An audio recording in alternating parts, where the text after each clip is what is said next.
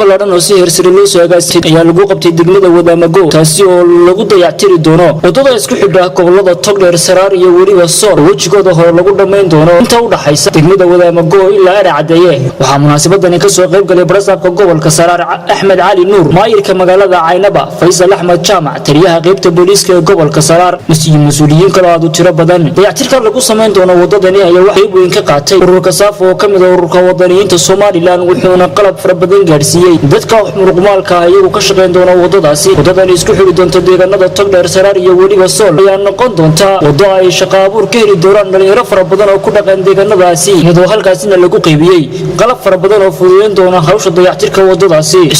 hay'adan imika dariiqa dhisas NGO-gan sahan waxaan leeyahay in runtii wax laga baahan dadaal fara badan sameeyo wajiis ku jira run ahaantii dadkii oo shaqeynaya iyo dariiqii inaga guuy lahaa ama biyuhu jiri lahaayeen isna laga qabanay wixii biyihii iyo wixii jaraya ama meelaha oodma in biyuhu loogu talagalay marka hore inay ka dusaan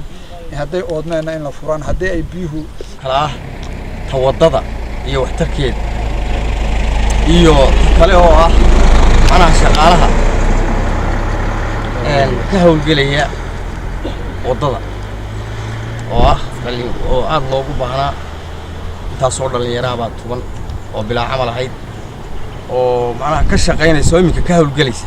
warasaabka iyo taliyaha qaybta iyo inta madaxda ah kale la socota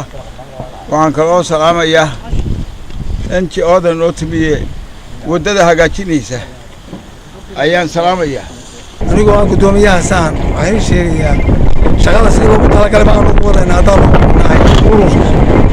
waladina shaqadana inuu wada shaqeyno si fiican wada shaqeyno wadadan isku xiri doonto deegaanada Togdheer Saraar iyo weliba Sool ayaa noqon doonta wado ay shaqo abuur ka heli doonaan dhalinyaro fara badan oo ku dhaqan deegaanadaasi iyadoo halkaasina lagu qaybiyay qalab fara badan oo fududeyn doona hawsha dayactirka wadadaasi Maxamed Cilmi Xasan Shiine telefishinka caalamiga Home Cable TV Caynaba.